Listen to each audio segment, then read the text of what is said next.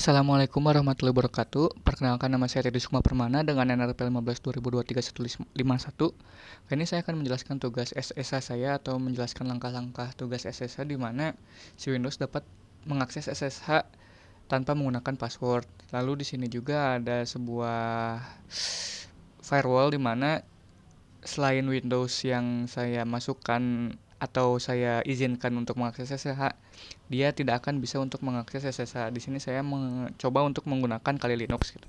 Langsung aja di sini penjelasan langkah-langkahnya. Jadi yang pertama, kita harus membuat sebuah key dari Windows-nya itu sendiri dengan cara yang pertama kita bisa untuk melakukan ketik notepad env user profile /ss bikin config. Nah, /config. Nah, di sini ketika setelah melakukan si komen ini, nanti dia akan memunculkan ini config di folder user, nama Windows-nya sama .ssh.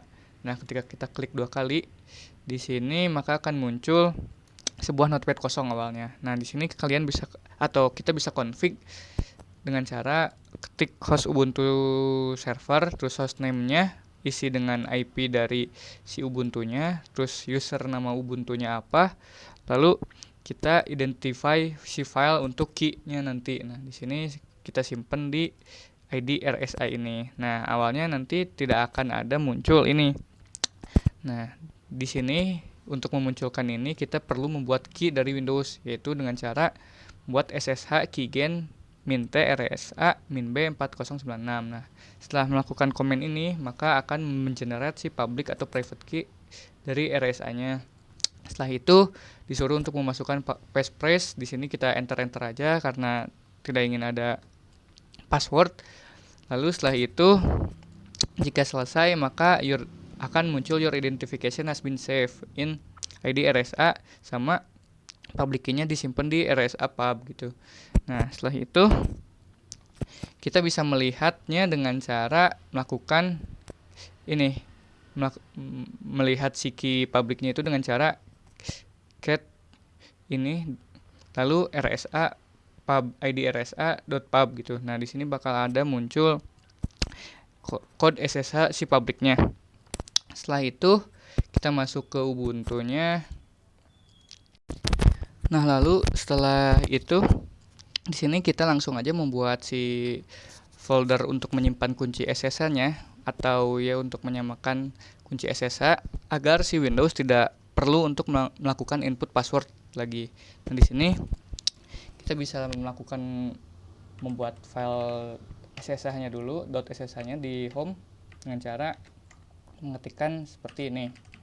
Nah, karena saya sudah jadi tidak usah. Lalu kita bisa untuk menimpa atau mengambil key-nya lalu dengan cara mengetikkan komen seperti ini, sudo nano home.ssh authorized key. Nah, setelah kita enter maka akan muncul seperti ini. Nah, di sini bisa langsung copy aja untuk kodenya SSH RSA ini karena saya sudah jadi tidak perlu. Lalu kalian bisa save atau kita bisa save. Lalu setelah itu tidak lupa untuk mengubah si permission atau aturan dalam folder dan si file kunci SSH-nya. Di sini saya pakai chmod 700 untuk SSH di mana pemilik hanya bisa untuk melakukan read dan write. Nah, dan eksekusi untuk si foldernya. Lalu tidak lupa untuk setelah itu tidak lupa untuk melakukan perubahan juga pada authorize key-nya dengan cara seperti ini. Authorize key. Nah, seperti ini. Nah, jika sudah kita bakal langsung bisa untuk melakukan si SSH tanpa harus menggunakan key. Namun di sini kita coba aja langsung cmd. Nah, ketika kita coba SSH Ubuntu dengan IP coba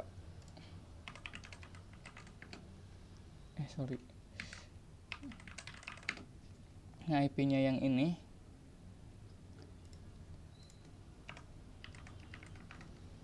Nah, maka langsung masuk ke si SSH-nya tanpa harus kita melakukan input password terlebih dahulu gitu. Kita coba lagi.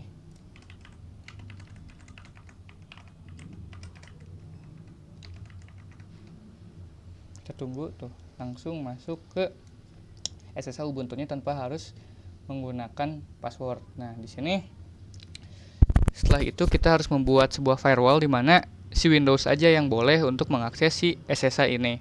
Nah, di sini ketika kita coba dikali, ketika saya belum coba apply si SSH atau port SSH-nya hanya boleh diakses ke Windows, ketika kita coba untuk mengakses,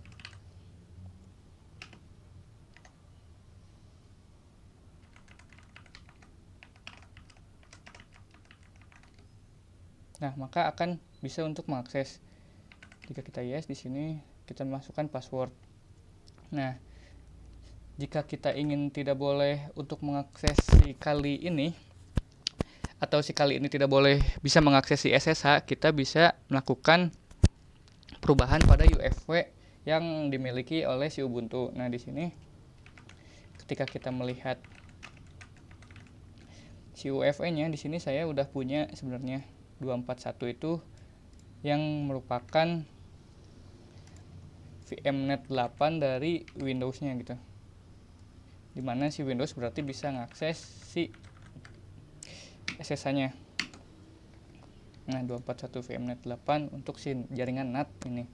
Nah, namun di sini saya juga allow si 22 TCP-nya di mana dia diperbolehkan berarti untuk yang lain mengakses si SSH. Nah, di sini untuk menambahkan si ini terlebih dahulu, kita bisa melakukannya dengan cara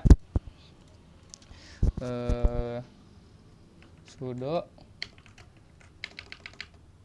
wv allow from 192.168.241 to any port 22 protokolnya TCP.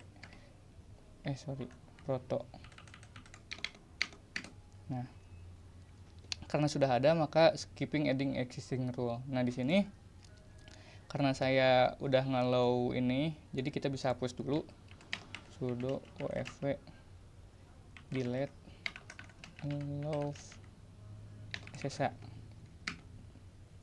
Nah, saya sudah hapus. Lalu di sini kita bisa langsung aja sudo wv deny 22 TCP atau SSH gitu. Sama aja. SSH. Nah, di sini ketika sudo wv status, maka dia akan udah muncul 22 TCP udah di-deny from anywhere gitu. Nah, kita bisa melakukan save terlebih dahulu, sudo systemctl restart wv. Nah, di sini udah ke-apply di mana si IP dari yang lain selain 2241 akan di-deny si SSH-nya gitu. Nah, di sini kita coba untuk melakukan lagi si akses SSH-nya gitu. Nah, di sini bakal terus connecting to ini karena dia udah diblokir sama si firewall Ubuntu-nya gitu.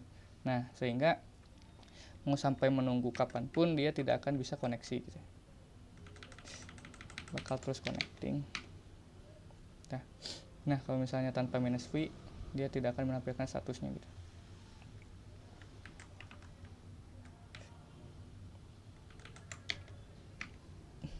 Nah, mungkin sekian dari saya. Terima kasih.